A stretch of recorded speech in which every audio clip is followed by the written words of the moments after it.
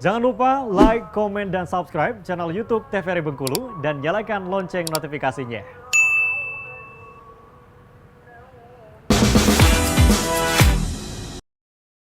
Mengajar di lokasi pertama ya saat memutuskan menjadi seorang volunteer di dunia pendidikan. Itu gimana Mbak waktu itu di Papua ya? Iya, tadi perasaannya campur aduk ya. Jadi itu sebenarnya awalnya tuh kan memang sudah dikasih tahu ya kabupaten penempatannya ada 6 waktu itu. Jadi ada kurang lebih kita 48 orang. 48 itu dibagi 6 penempatan. Jadi satu kelompok itu ada yang 8, ada yang 9 waktu itu. Sebenarnya awalnya saya tuh pengennya dapatnya di Kalimantan. Oh, pengennya di sana. Karena dulu waktu saya kecil saya suka lihat iklan dari salah satu stasiun TV swasta gitu yang kalau ada iklan nenek-nenek yang bawa menunjukkan kearifan lokal. Iya, kearifan lokal gitu pakai perahu terus dayung gitu kan. Ih, keren banget ya gitu kan, pengen juga deh dapat yang kayak gitu.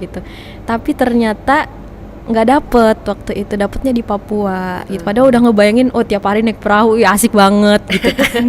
Bisa barter sama tetangga di pasar dengan hasil bumi yang kita punya. Dapetnya di Papua. Ternyata pas di Papua yang saya bayangin tadi kejadian gitu, beneran ada yang di situ. Dan nggak cuman pas hari pasar doang, tiap hari ternyata naik perahu. Tiap hari. Sempat mabuk laut nggak sih? Itu di wilayah kelautan gitu kan? Iya, laut. Enggak, alhamdulillah enggak. Aman ya? Aman. Pertama-tama masih aman, besok-besoknya udah. Kenapa? Udahnya itu apa tuh? Besok-besoknya ya ada sih mabuk-mabuknya gitu. Ada gitu ya. Masih excited kan pertama kali datang. Jadi gak kerasa. Iya. Masih semangat-semangatnya itu. Iya. Ini sampailah akhirnya ke lokasi itu dengan ya keindahannya tentunya. Tapi seperti apa sih Mbak sebenarnya suasana pendidikan di sana? Dulu kan saya pernah SD juga ya, kakaknya kan pasti juga ngerasain SD. Iya. Kalau dulu guru waktu SD ngajarinnya kayak gimana Kak? Ngajarin, di depan kita duduk Terus sambil belajar dengan materi-materi yang dijelaskan seperti itu. Metode gurunya gimana ngajarin waktu kakak SD? Metodenya udah disiapin dengan kurikulum seperti itu. Oke. Ada lagi? Gitu aja deh kayaknya. Masih ceramah? Iya, ceramah. Sama di situ kayak gitu. Jadi kayak kita datang ke sana tuh kayak lagi masuk ke lorong waktu. Zaman SD yang pernah dulu dialamin kejadian lagi di situ. Gurunya ngajar ceramah, masih pegang rotan atau pegang kayu supaya anak muridnya nggak ada yang berani nakal gitu ya di kelas. Masih nulis di papan tulis, ayo catat salin gitu. Masih sama di dikte juga sama kayak Tapi gitu. apa yang membuat daerah tersebut akhirnya mendapat perhatian lebih di bidang pendidikan? Karena secara geografis jauh dari ibu kota kabupaten gitu ya, terus aksesnya sulit gitu, kita harus nyebrangin laut sekitar 3 jam, dan di laut kan kita nggak tahu ya, kadang gelombang, kadang hujan, kadang airnya nggak tenang gitu ya. Terus juga referensi pembelajarannya masih minim gitu, jadi buku-bukunya tuh buku-buku yang jadul banget gitu. Oh, yang udah nggak sama artinya ya? Iya, yang mungkin sekarang sudah nggak dipakai lagi. Di situ tuh masih jadul buku-bukunya, sama akses internetnya tuh nggak ada. Jadi kita tuh nggak bisa komunikasi sama orang luar gitu. Memang nggak ada akses internet? Nggak ada. Apalagi sama kalau sekali. Sekarang kan kita tahu pembelajaran udah mulai internet terus dihubungkan. Sekarang anak SD pun udah mulai menyesuaikan seperti itu ya. Berarti di sana belum kalau di sana. Banget gitu. Sama juga di situ itu nggak ada listrik. Jadi gelap kalau malam. Benar-benar nggak ada listriknya. Nggak ada. Kita pakai energi PLTS, pembangkit listrik tenaga surya. Itu kan mengandalkan cahaya matahari ya. Sama juga di sana itu kompetensi gurunya masih perlu ditingkatkan. Kayak masih butuh pelatihan, masih butuh dikasih tahu ini loh pembelajaran kreatif, ini loh hal yang bisa kita lakukan di kelas, kayak gitu-gitu tuh masih butuh, karena memang ngajarnya masih yang zaman dulu banget. Gitu. Jadi challenging banget ya. Betul, dan media pembelajaran di situ nggak ada. Jadi kayak ya otomatis gurunya harus putar otak gimana caranya punya media pembelajaran buat anak-anak. Jadi benar-benar gurunya harus kreatif begitu ya. Betul. Dan tugas para volunteer ini juga ya Mbak ya, untuk gimana nih gabung bersama guru itu untuk meningkatkan pendidikan di sana. Betul. Itu ya. Nah ini kan Mbak punya hobi juga nih sebagai seorang storyteller. Iya. Itu kayaknya memilih sebagai seorang volunteer yang mana turun kepada anak-anak itu sinkron nih, sejalan nih. Apakah itu juga diterapkan, apa dibawa juga ketika mengajar? Saya bawa juga Kak, karena kan memang anak-anak itu cepet bosen ya. Pasti. Jadi kita harus terus berinovasi, kita harus punya banyak cara supaya ngajar itu tuh nggak membuat mereka bosen gitu. Jadi kayak beberapa kali sempat bawa boneka tangan gitu, cerita gitu. ke anak-anak gitu kan, disesuaikan sama materi. Saya lagi ngomongin tentang kejujuran, ya udah saya ngedongeng tentang kejujuran sama anak-anak gitu. Oh, jadi menyampaikan materinya dengan cara bercerita. Iya, betul, bercerita. Kadang juga sempat ngajakin anak-anak langsung terjun gitu ke lapangan. Kita lagi belajar tentang daun gitu ya. Daun itu kan ada tulang-tulang daun ya kan. Ada yang menyirip, menjari. Ya udah kita lihat yuk daun, cari gitu. Terus kayak olahraga juga kan, kalau di kita lari gitu ya, lompat segala macam. Kalau di sana kan memang laut gitu ya. Kiri kanan depan belakang kan semuanya laut. Jadi ya udah olahraganya dayung. Iya. Di otak aku tadi olahraganya berenang.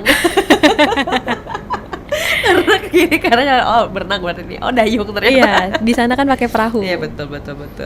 Jadi teraplikasi lah semuanya ya, semacam cita-cita terwujudkan, terus juga hobinya juga terlaksana. Jadi kayak so happy. Alhamdulillah. bersyukur. Rasanya pasti semenyenangkan itu ya Mbak ya, walaupun dengan gejolaknya luar biasa juga. Alhamdulillah senang dan bersyukur, walaupun juga memang ada dukanya ya. Segala sesuatu kan pasti ada suka dukanya. Nah ketika Mbak storytelling nih di depan anak-anak seperti itu, gimana sih reaksi mereka Mbak? Mereka tuh kayak excited gitu ya, kayak wah bisa ya boneka ngomong gitu kan. Terus kayak kalau kita kan ngerubah suara gitu ya, itu suaranya dari mana ya gitu kan ibu guru satu yang lagi ngomong kok bisa banyak suaranya gitu kan. Terus kayak pada pengen pegang bonekanya, maju satu-satu pengen dielus gitu kan, ibu boleh nggak bawa pulang ke rumah gitu kan, buat temen aku tidur gitu kan. Aduh ini gimana nih gitu kan. Jadi mereka belajar juga? Iya, belajar juga, main. Mau belajar menjadi storyteller juga mereka? Belajar kalau ada waktu-waktu luang biasanya. Oh begitu, jadi ada ciri khas tersendiri dari Bu Ayu gitu ya. Betul. Mereka di sana manggil Mbak apa Ibu Ayu? Bu Ara. Oh Bu Ara. Bu Guru juga kadang bisa. Gitu. Nah ini mengemas pendidikan menjadi lebih menarik seperti itu ya Mbak ya. Itu menurut Mbak butuh persiapan yang seperti apa sih? Berapa lama sih untuk mempersiapkan diri sendiri untuk kayak bisa nih akhirnya menjadi seorang guru nggak cuma ya kayak orang lihat di depan ceramah begitu kan, jadi takutnya materi yang disampaikan nggak tersampaikan dengan baik begitu. Itu seperti apa sih Mbak untuk mempersiapkan diri itu? Kalau saya sebenarnya learning by doing aja sih. Jadi kayak belajar dengan cara melakukan gitu. Karena emang anaknya suka belajar autodidak. Jadi biasanya saya suka baca buku dulu atau nonton YouTube dulu atau sharing ke teman-teman dulu. Habis itu buat perencanaan pembelajarannya yang sederhana aja sih, nggak perlu yang kayak RPP yang panjang lebar itu. Yang rencana sederhana aja dituliskan. Habis itu ya kalau ada media pembelajaran yang bisa dipakai atau dibuat, ya dibuat. Kemudian ya besoknya atau hari pas ngajar ya dipraktekin gitu ke anak-anak. Itu sih. Boneka jari itu berarti termasuk juga media pembelajaran? Iya, media pembelajaran. Puppet namanya. Ada guru lain yang satu kelompok dengan Mbak mungkin yang menerapkan hal serupa nggak? Kalau volunteernya memang satu kecamatan satu ya Kak. Oh, satu kecamatan dia satu. Satu kecamatan satu desa satu gitu. Saya sih nggak influence guru-guru ya untuk ngajar. Memang sepertinya belum ada guru yang tertarik untuk storytelling gitu ya. Jadi mereka lebih banyak mempraktekkan kayak membuat media pembelajaran kartu huruf gitu dari kardus-kardus bekas gitu, atau memanfaatkan kalau di sana kan banyak kulit bia ya. Bia itu kerang. Jadi kulit kerang dikumpulin biasanya dipakai untuk media pembelajaran. Mereka lebih tertariknya seperti itu sih. untuk Bener-bener pembelajaran. sekreatif itu Iya. ya berarti ya.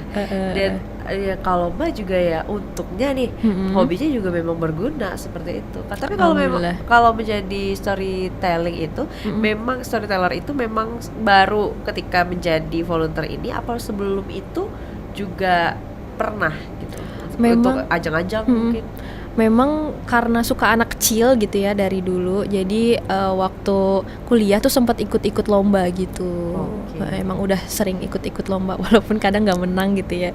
Jadi memang sudah ada bibit-bibit kesukaannya dari zaman kuliah gitu. Ketika di sana lebih dikembangin aja gitu dengan praktik-praktik, dan kalau ada kesempatan buat pergi ke sekolah lain atau memang ada kesempatan manggung di tempat-tempat atau komunitas, biasanya ya saya ambil kesempatan itu buat ngedongeng gitu. Oh begitu.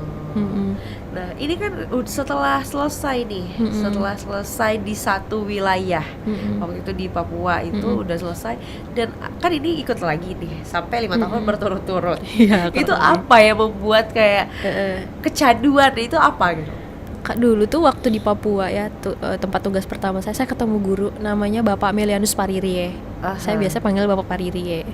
Jadi beliau itu luar biasa semangatnya gitu ya. Di tengah keterbatasan kami di tempat itu yang nggak ada listrik, susah air, nggak ada media pembelajaran, kompetensi guru masih minim itu, nggak ada dan memang agak susah gitu ya untuk berkembang di sana. Tapi beliau tuh punya semangat belajar yang tinggi, continuous learningnya tinggi banget gitu. Kayak memang nggak ada jaringan internet gitu ya, tapi di puskesmas ketika wifi nyala pakai genset itu tuh bisa kita akses internet, tapi kita harus pergi dulu ke sana gitu. Jadi kayak malam kalau lagi ada waktu luang gitu ya, beliau tuh dayung ke sana, lumayan agak jauh puskesmasnya, terus download materi, download silabus, download buku K13, waktu itu masih pakai K13. Pokoknya download apapun yang bisa dia gunakan untuk sharing ke anak-anaknya gitu, film pendek atau apa yang bisa dia download. Tapi jangan dibayangin kayak di sini ya, buka Google langsung ketemu, enggak. Di situ tuh buka Google, cari satu pencarian tuh bisa 2-3 jam gitu. Selama itu. Iya, jadi kayak bayangin berhari-hari gitu. Dan luar biasa. Dan saya tersentuh banget ketika waktu itu datang ke sekolah ngemuter lagu. Jadi dia cerita kalau dia tuh download lagu di puskesmas berhari-hari untuk ngajarin anaknya satu lagu. Lagu apa kira-kira? Lagu apa itu? Indonesia Raya. Wow, Indonesia Raya Iya. waktu itu. Iya, karena memang kalau di Papua itu jarang anak yang hafal lagu Indonesia Raya. Berarti sama kayak yang di film itu relate berarti ya? Iya, relate. Mereka lebih tahu lagu Kolam Susu. Relate gak? Kalau di situ enggak sih. Oh enggak, memang enggak tahu berarti. Enggak ya? tahu lagu-lagu modern tahu. Oh, Tapi kayak lagu-lagu nasional, Kenapa? Pancasila enggak. Kenapa loh? Sebabnya apa gitu? Padahal kan di sana kan ada sekolah juga. Yang mana kita tahu kata Mbak tadi sesuai dengan sama aja prosesnya seperti sekolah yang ada di sini. Cuma pembedanya adalah internet di sana nggak tersampaikan gitu kayak nggak ada internet, begitu susah internetnya. Apa ya penyebabnya sampai nggak tahu gitu tentang lagu Indonesia, lagu Indonesia Raya, terus juga Pancasila, itu apa Mbak faktornya? Ya karena di kampung ya referensinya masih kurang, jadi ya banyak yang nggak tahu gitu. Dari guru-gurunya sendiri seperti apa Mbak? Ada yang nggak hafal juga guru-gurunya. Bahkan gurunya juga nggak Iya gitu, itu namanya kan kesenjangan pendidikan. Iya. Di kota ya bisa jadi tahu banyak hal, di kampung yang basic belum tentu tahu. Oh, begitu. Pancasila aja banyak yang nggak hafal gitu. Tapi di sana ada kayak upacara hari Senin gitu? Nggak ada. Oh nggak ada. Nggak ada. Pas saya datang baru kita upacara gitu. Oh jadi ketika Mbak datang barulah diterapkan itu ada gitu ya. Berarti ketika Mbak datang itu upacara pertama kali mereka? Iya, upacara pertama mereka untuk tahun ketiga setelah penugasannya pengajar muda. Kita kan 5 tahun ya biasa Iya. di daerah. Saya itu angkatan yang ketiga di kampung itu gitu. Jadi ketika ada volunteer barulah Iya, itu. baru ada.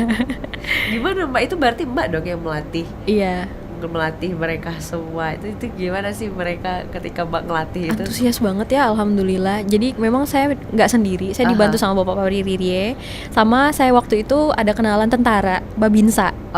Jadi Babinsanya saya minta tolong untuk melatih PBB gitu ya, baris berbaris. Saya sama Bapak Pariririe membantu yang sedikit-sedikit gitu ya, membenarkan barisannya gitu, ngasih instruksi gitu, milih orang-orang yang jadi petugas.